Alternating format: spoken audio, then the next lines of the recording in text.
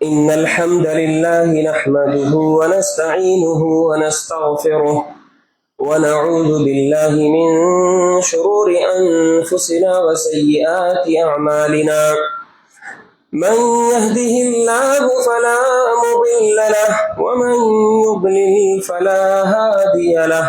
وأشهد أن لا إله إلا الله وحده لا شريك له، وأشهد أن محمدا عبده ورسوله. يا أيها الذين آمنوا اتقوا الله حق تقاته ولا تموتن إلا وأنتم مسلمون. يا أيها الناس اتقوا ربكم الذي خلقكم من نفس واحدة وخلق منها زوجها وبث منهما رجالا كثيرا ونساء، واتقوا الله الذي تساءلون به والأرحام إن الله كان عليكم رقيبا.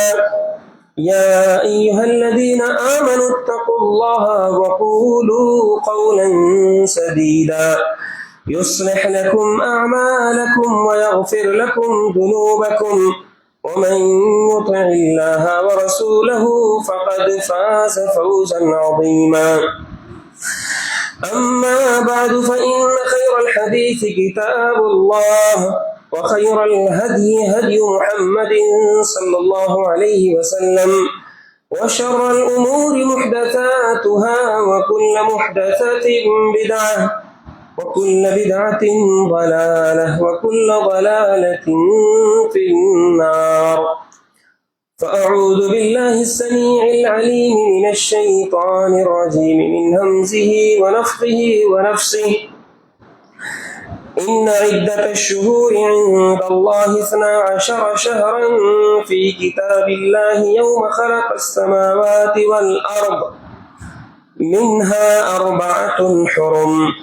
ذلك الدين القيم فلا تظلموا فيهن أنفسكم. وقال تعالى: قل إن كنتم تحبون الله فاتبعوني يحببكم الله ويغفر لكم ذنوبكم. وقال النبي صلى الله عليه وسلم: من عمل عملا ليس عليه أمرنا فهو رد. رب اشرح لي صدري ويسر لي أمري واحلل عقدة من لساني يفقهوا قولي. سبحانك لا علم لنا إلا ما علمتنا إنك أنت العليم الحكيم. برادران اسلام، حاضرین جمعہ، بزرگوں، نوجوانوں اور عزیز بچوں، اس وقت ہم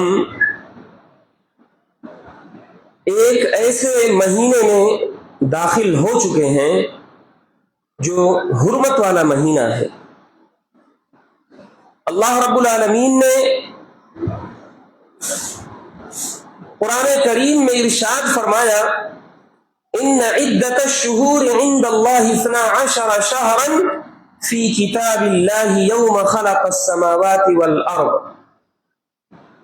بے شک مہینوں کی گنتی، مہینوں کی تعداد اللہ کے نزدیک 12 رہی ہے، اسی دن سے جس دن اللہ رب العالمین نے آسمان و زمین کی تخلیق فرمائی تھی۔ یعنی یہ دنیا جب اللہ رب العالمین نے بنائی، یہ کائنات کا نظام بنایا، آسمان و زمین کو پیدا کیا، تو اللہ رب العالمین نے سال اور مہینوں کو بھی پیدا کر دیا، اور اسی دن مہینوں کی تعداد اللہ رب العالمین نے 12 مقرر کی تھی۔ منہا 4 حرم، فرمایا کہ ان میں سے 4 مہینے حرمت والے ہیں۔ ذالک الدین القیم، یہی سیدھا اور مضبوط اور پختہ دین ہے۔ فلا تظلموا فیہن انفسکم، لہذا تم ان حرمت والے مہینوں میں اپنے نفسوں پر ظلم مت کیا کرو۔ اس آیت کریمہ سے جہاں یہ مسئلہ ثابت ہوتا ہے کہ اللہ رب العالمین نے وقت کی اہمیت ہم کو بتائی ہے اور ماہ و سال کی تقسیم اور ماہ و سال کی تحدید اسی وقت کر دی ہے جب اللہ رب العالمین نے آسمان و زمین کو بنایا.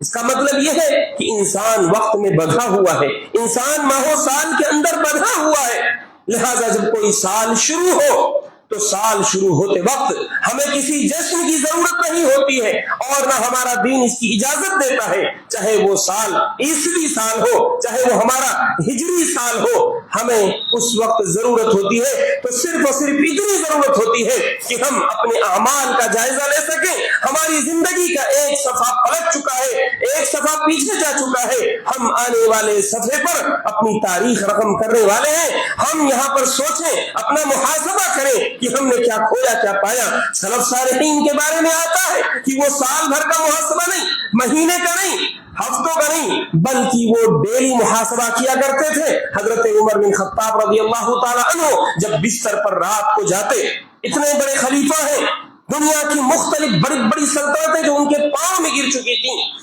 ان سب کا کام کاج سنبھالنے کے باوجود رات کو حضرت عمر بن خطاب جب بستر پر جاتے تو اپنے پاؤں کو مارتے اور کہتے کہ آج تو نے کیا کمایا، آج تو نے کیا کمایا. اس مفہوم کی بات وہ کرتے اور اپنا محاسبہ کرتے. اور ان کا مشہور قول ہے حاسبوا انفسکم قبل ان تحاسبوا. تم اپنا خود جائزہ لے لیا کرو، اپنا محاسبہ اسی دنیا میں خود لے لیا کرو، اس سے پہلے کہ تم سے حساب و کتاب شروع کر دیا جائے. تو یہ ماہ و سال کا آنا جانا یہ ہمیں بتاتا ہے کہ ہم اپنی پلاننگ کیسے کریں، ہم کیسے دن اور ایام کو گن گن کر کے رکھیں اور کیسے آنے والے دنوں کو گنیں. اور اسی طرح سے ہمارے جو اعمال ماہ و سال سے وابستہ ہیں، ہم ان اعمال کو ان اوقات پر کیسے ادا کریں، یہ ماہ و سال ہمیں یہ بتاتا ہے. اللہ رب العالمین نے حرمت کے 4 مہینے مقرر کیے اور یہ حرمت کے 4 مہینے، ان کا مطلب ہوتا ہے کہ ان مہینوں کا خصوصی احترام ہونا چاہیے. ان مہینوں کا ایک خصوصی تقدس ہے اللہ کے نزدیک، اور ان مہینوں کے اندر کسی بھی قسم کا کوئی گناہ، لڑائی جھگڑا، جنگ جدال قتال، حتیٰ کی گالی گلوچ، ان سب چیزوں سے دور رہنا چاہیے. ویسے تو سال کے 12 مہینے، سب کے سب مہینے، سب کے سب دن، سب کے سب ایام اللہ کے ایام ہیں. ہر وقت ہر لمحہ انسان کو برائیوں سے بچنا چاہیے، لیکن جب حرمت والے مہینے آئیں تو ان کا خصوصی احترام کرتے ہوئے انسان کو اور زیادہ برائیوں سے اور زیادہ جنگ و جدال سے دور رہنا چاہیے. مختلف ملکوں میں جو لڑائیاں چلتی رہتی ہیں، اگر وہ مسلمان ہیں تو انہیں حرمت والے مہینوں کا احترام کرتے ہوئے اپنی جنگوں کو، اپنی لڑائیوں کو روک دینا چاہیے. یہ حرمت والے مہینے وہ مہینے ہوتے ہیں جن میں لوگ خانہ کعبہ کی طرف کشا کشا کھینچے ہوئے چلے جاتے ہیں، اور جب ایسی صورت میں لڑائیاں جھگڑے چلتے رہتے ہیں تو ایسی صورت میں حاجیوں کے راستے متاثر ہوتے ہیں. لہٰذا ان مہینوں میں مکمل طور سے عالم اسلام میں امن و سکون کا ماحول ہونا چاہیے. انہی حرمت والے مہینوں میں سے یہ مہینہ جس میں ہم داخل ہو چکے ہیں محرم کا مہینہ ہے. محرم کا مہینہ جہاں حرمت والے مہینوں میں سے اپنی فضیلت لیے ہوئے ہے، وہیں اس مہینے کے اندر کچھ اور بھی فضیلت ہے. اللہ کے نبی صلی اللہ علیہ وسلم نے فرمایا افضل الصیام بعد رمضان شہر اللہ محرم. رمضان کے بعد اللہ کے نزدیک روزہ رکھنے کے لیے سب سے افضل مہینہ جو ہے وہ محرم کا مہینہ ہے. شہر اللہ محرم، اللہ کا مہینہ محرم ہے. ویسے تو سارے مہینے اللہ کے ہیں، لیکن شہر اللہ، اللہ کا مہینہ جو کہا گیا تو اس سے اس مہینے کی عظمت، اس مہینے کی شرافت اور اس مہینے کی تقدس کا اندازہ ہوتا ہے. اللہ کے نبی صلی اللہ علیہ وسلم مدینہ منورہ پہنچتے ہیں، وہاں دیکھتے ہیں کہ یہودیوں کو وہ اس مہینے کی 10ویں تاریخ کا روزہ رکھتے ہیں. اللہ کے نبی صلی اللہ علیہ وسلم دریافت کرتے ہیں تو پتہ چلتا ہے، حضرت عبداللہ ابن عباس رضی اللہ عنہما کی روایت ہے، یہودی کہتے ہیں کہ یہ دن ہمارے یہاں بہت خصوصیت کا حامل ہے، یہ دن ایسا دن ہے جس میں ہم لوگ جشن مناتے ہیں، ہم لوگ خوشیاں مناتے ہیں، اسے عید کا دن سمجھ کر کے ہم لوگ اس کو سیلیبریٹ کرتے ہیں۔ حضرت اللہ کے رسول صلی اللہ علیہ وسلم نے فرمایا کہ یہ کون سا دن ہے جس کی وجہ سے تم اسے اتنا اچھا مانتے ہو اور اس میں روزہ رکھتے ہو؟ یہودیوں نے کہا کہ یہی وہ دن ہے جس دن حضرت موسیٰ علیہ السلام کو اور ان کی قوم بنی اسرائیل کو فرعون کے عذاب سے، فرعون کی سزاؤں سے، فرعون کی غلامی سے نجات ملا تھا اور فرعون دریا میں ڈوب کر غرقاب ہو گیا تھا۔ اس دن حضرت موسیٰ علیہ السلام نے اللہ کے شکریہ میں روزہ رکھا تھا، لہٰذا ہم ان کی اقتداء میں اس دن کا روزہ رکھتے ہیں۔ اللہ کے نبی صلی اللہ علیہ وسلم نے فرمایا نحن احق واولی بموسیٰ منکم، ہم حضرت موسیٰ علیہ السلام کی اقتداء کے تم سے زیادہ حقدار ہیں۔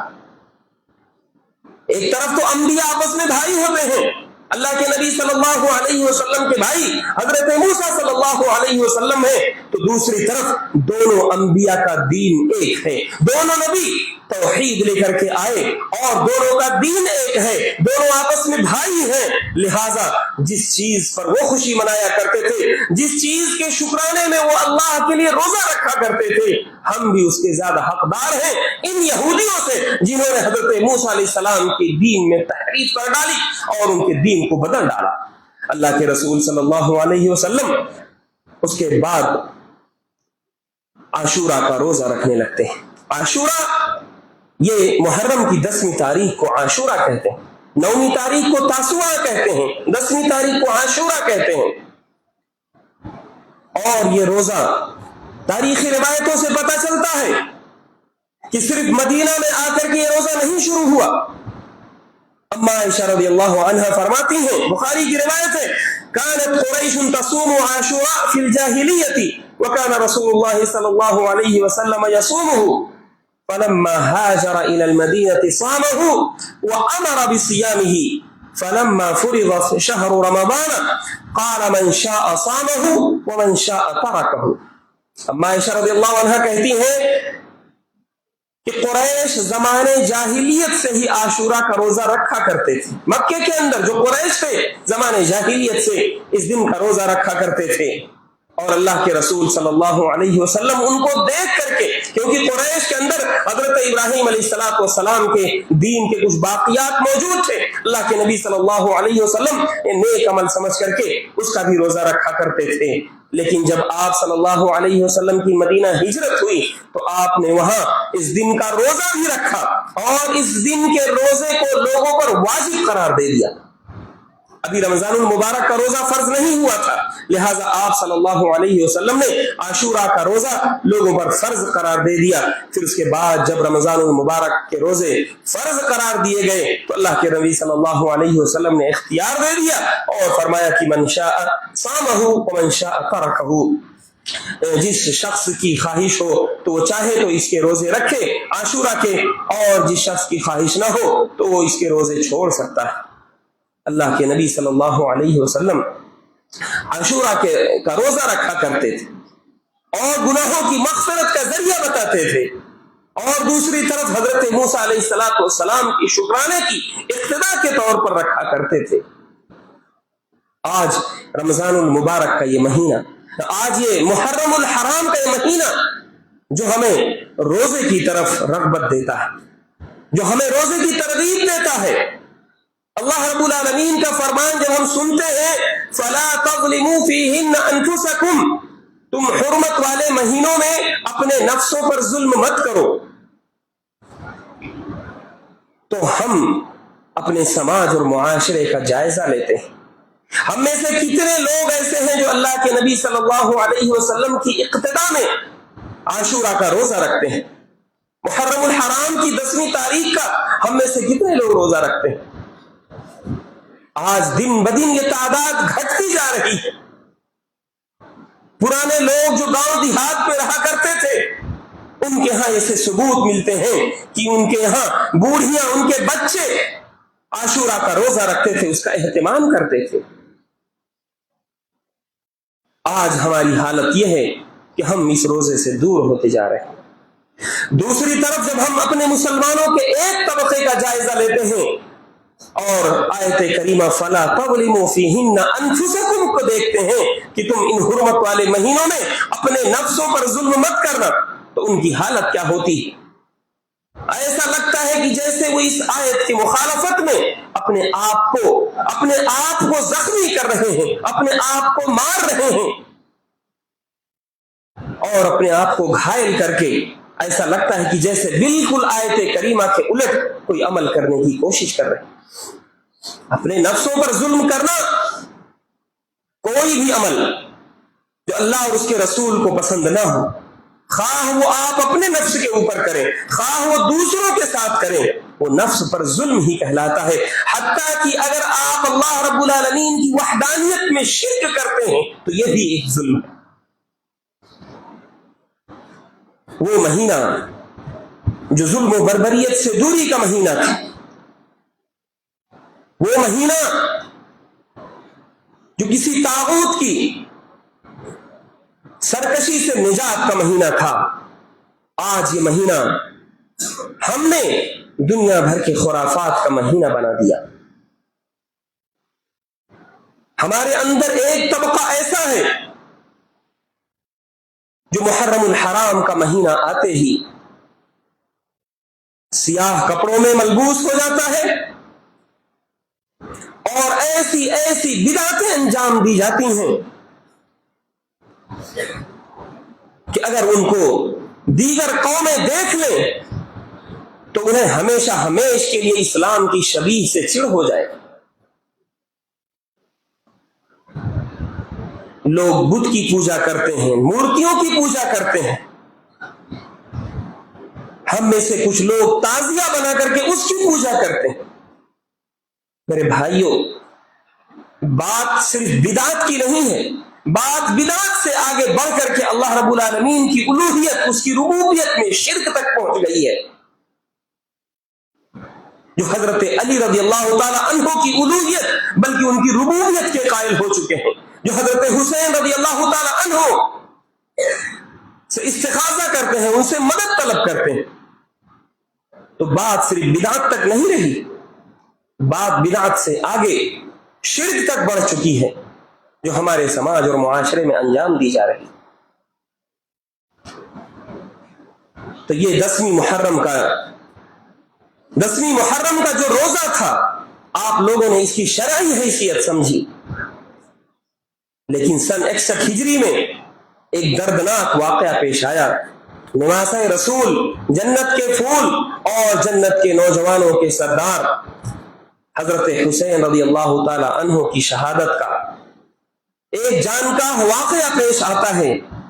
جس میں انہیں مظلومیت کے ساتھ شہید کر دیا جاتا ہے۔ اور ہم جانتے ہیں اللہ رب العالمین کا فرمان ہے الذین اذا اصابتهم مصیبۃ قالوا انا للہ وانا الیہ راجعون،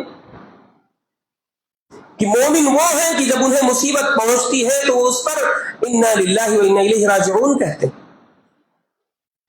اللہ کے نبی صلی اللہ علیہ وسلم نے اپنے دونوں نواسوں کے بارے میں فرمایا، حضرت حسن اور حضرت حسین کے بارے میں ان سے محبت کرتا ہوں، اے صحابہ تم بھی ان سے محبت کرو۔ فرمایا کہ جو ان سے محبت کرے وہ مومن، جو ان سے بغض کرے وہ منافق۔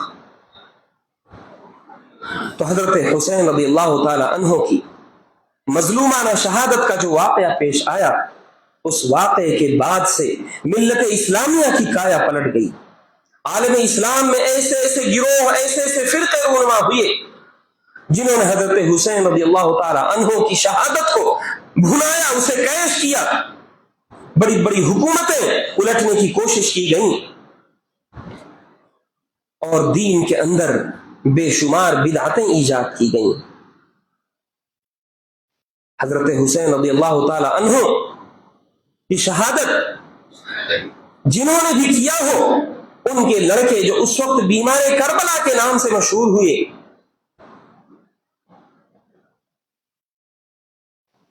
دوسرے دن، شہادت کے دوسرے دن جب ان کو کوفہ کی طرف لے جایا جاتا ہے اور دیکھتے ہیں کہ کوفیوں کو وہ رو رہے ہیں، ان کے بیٹے جو اس وقت بیمار تھے وہ پوچھتے ہیں کہ یہ لوگ کیوں رو رہے ہیں؟ کہا جاتا ہے کہ آپ کے والد کی شہادت کے غم میں۔ کہا اگر یہ رو رہے ہیں اذن من قتل ہو، تو پھر میرے والد کو، میرے ابا جان کو کس نے قتل کیا جب یہ خود رو ہے؟ تو یہ حالت ہے میرے بھائیوں کہ جو لوگ خود جرم کرتے ہیں وہ آ کر کے ماتم اور سوگ منانے لگتے ہیں اور ایسی ایسی غیر اسلامی حرکتوں کو انجام دیتے ہیں کہ جس سے اسلام کی پیشانی شکن آلود ہو جاتی ہے۔ اللہ کے نبی صلی اللہ علیہ وسلم نے فرمایا تھا، اربع من امتی من امر الجاہلیت ولا یترکونہن، میری امت کے اندر جاہلیت میں سے 4 چیزیں ایسی ہوں گی جو باقی رہیں گی اور جسے لوگ کبھی چھوڑیں گے نہیں۔ انہی 4 چیزوں میں سے اللہ کے نبی صلی اللہ علیہ وسلم نے فرمایا والنیاحۃ، اور نوحہ کرنا، مرنے والوں پر رونا پیٹنا بیان کرنا۔ وقال، اور آپ نے آگے فرمایا والنائحۃ اذا لم تتب قبل موتها تقام يوم القیامۃ وعلیها سربال من قطران وَدِرْعٌ مِّن جَرْبٍ، نوحہ کرنے والی عورت اگر اپنی موت سے قبل توبہ نہیں کر لیتی ہے تو قیامت کے دن اسے اس حال میں اٹھایا جائے گا کہ اس کے اوپر تارکول کی قمیص ہوگی اور اسے ایک پیجامہ، ایک کپڑا پہنایا جائے گا جو کھجلی والی بیماری کا کپڑا ہوگا، اور ان چیزوں سے اس کا بدن ڈھک دیا جائے گا۔ یہ اللہ کے رسول صلی اللہ علیہ وسلم کی وعید ہے ایسے لوگوں کے بارے میں جو امت اسلامیہ میں نوحہ کا کام کرتے ہیں، مردوں پر، شہیدوں پر روتے ہیں، ماتم کرتے ہیں۔ اسی طرح سے اللہ کے نبی صلی اللہ علیہ وسلم نے فرمایا لیس منا من لطم الخدود وشق الجیوب ودعا بدعوى الجاہلیت، بخاری کی روایت ہے، اللہ کے نبی صلی اللہ علیہ وسلم نے فرمایا کہ ایسا شخص ہم میں سے نہیں ہے جو اپنے چہروں پر، اپنے گالوں پر تھپڑ مارے اور اپنے گریبان کو پھاڑے اور جاہلیت کی پکار پکارے۔ آج عاشورہ کے دن 10ویں محرم کو جو کچھ ہوتا ہے اس کا عکس دیکھیے اور نبی کریم صلی اللہ علیہ وسلم کی تعلیمات دیکھیے کہ کس قدر ہم نے اپنے دین کو بگاڑ لیا ہے۔ اور یاد رکھیے، آپ کے جلوس سے، آپ دنیا کی کسی بھی ڈیموکریسی میں رہتے ہو، آپ اپنے جلوس کو، آپ اپنے ہنگاموں کو اگر اہمیت دیتے ہیں کہ سڑکوں پہ اتر جانا بہت اہمیت کا حامل ہے، بھیڑ اکٹھا کر لینا بہت اہمیت کا حامل ہے، یاد رکھیے اللہ رب العالمین نے ہمیں عزت دی ہے تو ہمارے دین کی وجہ سے عزت دی ہے، بھیڑ کی وجہ سے، جلوس، ماتم اور سڑکوں پر اترنے کی وجہ سے عزت نہیں دی ہے، بلکہ کتنے ہی لوگ ایسے ہیں جن کی عزتیں نیلام ہوئی ہیں سڑکوں پر اترنے کی وجہ سے۔ حضرت عمر رضی اللہ تعالیٰ عنہ فرمایا کرتے تھے نحن قوم اذل قوم واعزنا اللہ بالاسلام، ہم لوگ ایسی قوم تھے کہ دنیا کے سب سے ذلیل و خوار لوگ ہوا کرتے تھے، لیکن اللہ رب العالمین نے ہمیں اسلام کے ذریعے سے عزت عطا کی ہے۔ وَمَهْمَا ابْتَغَيْنَا الْعِزَّةَ بِغَيْرِهِ أَذَلَّنَا اللَّهُ، اور جب ہم اسلام کے علاوہ کسی اور چیز کے ذریعے سے عزت کے متلاشی بنیں گے تو اللہ رب العالمین پھر سے ہمیں ذلیل و خوار کر دے گا۔ تو آج ضرورت اس بات کی ہے کہ ہم اپنے دین کی طرف واپس لوٹیں اور اپنے دین کی جو شبیہ ہے دیگر اقوام کے نزدیک ہم اس شبیہ کو درست کریں۔ میرے بھائیوں، محرم الحرام کے اس حرمت والے مہینے میں، اس احترام والے مہینے میں جہاں بہت بڑی بڑی بدعتیں انجام دی جاتی ہیں، وہیں ایک بدعت یہ انجام دی جاتی ہے کہ اس مہینے میں صحابہ کرام رضوان اللہ علیہم اجمعین کی حرمتوں کو پامال کیا جاتا۔ محرم الحرام جو حرمت کا مہینہ تھا، اس حرمت کے مہینے میں صحابہ کرام جو اللہ کے رسول صلی اللہ علیہ وسلم کے سچے ساتھی تھے، جن کا انتخاب خود اللہ رب العالمین نے کیا تھا، اپنے نبی کی رفاقت کے لیے ان کی گستاخی کی جاتی ہے، ان کے خلاف تبرہ کیا جاتا ہے، انہیں گالیاں دی جاتی ہیں، سب و شتم سے نوازا جاتا ہے۔ یہ معمولی بدعت نہیں ہے، بعض بدعتیں ہوتی ہیں آپ چھوٹی موٹی اپنے گھر میں انجام دیتے ہیں، صحابہ کرام پر تبرہ کرنا، ان پر سب و شتم کرنا، یہ دین کی وہ بنیاد ہے جس کو ڈھہ جانے کے بعد نہ آپ کا قرآن باقی ہوگا نہ آپ کی حدیثیں باقی ہوں گی، کیونکہ دین کے سب سے پہلے راوی صحابہ کرام، علمی طور پر بھی آپ کا دین ڈھہ جائے گا۔ اور جب آپ صحابہ کرام پر تبرہ کرتے ہیں، اللہ کے نبی صلی اللہ علیہ وسلم کی ساری صحابہ کرام کی فضیلت میں بیان کی گئی احادیث کو جھٹلاتے ہیں، قرآن کو جھٹلاتے ہیں۔ قرآن نے جو صحابہ کرام کو حق کا معیار بتایا، اللہ رب العالمین نے فرمایا فَإِنْ آمَنُوا بِمِثْلِ مَا آمَنْتُمْ بِهِ فَقَدِ اهْتَدَوْا، کہ اگر یہ لوگ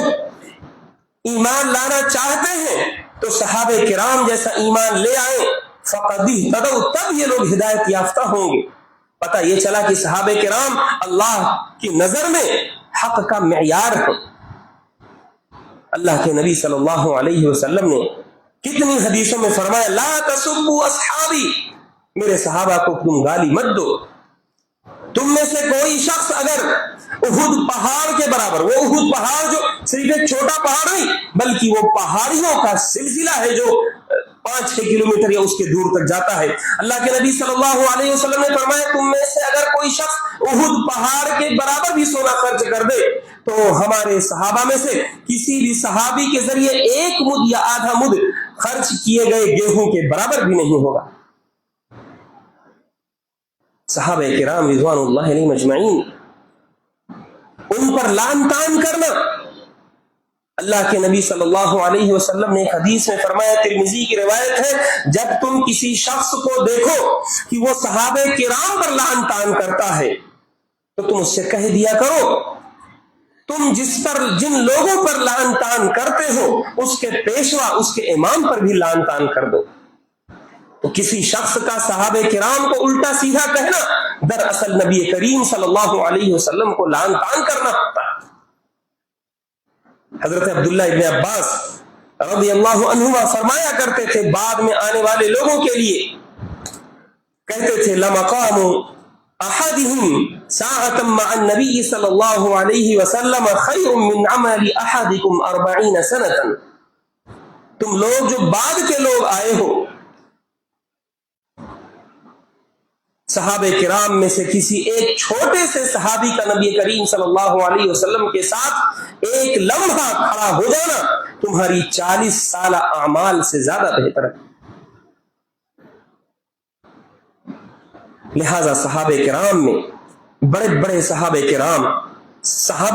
میں فرق مراتب ہے۔ اللہ رب العالمین نے تلک الرسل فضلنا بعضهم على بعض، انبیاء کرام کے اندر مراتب رکھے ہیں، ایسے صحابہ کرام کے اندر بھی مراتب ہیں۔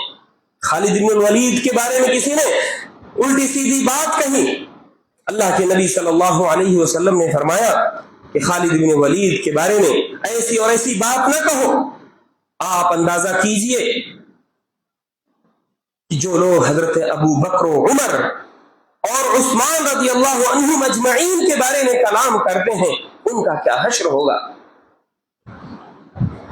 تو یہ ماہ محرم کا مہینہ جب آتا ہے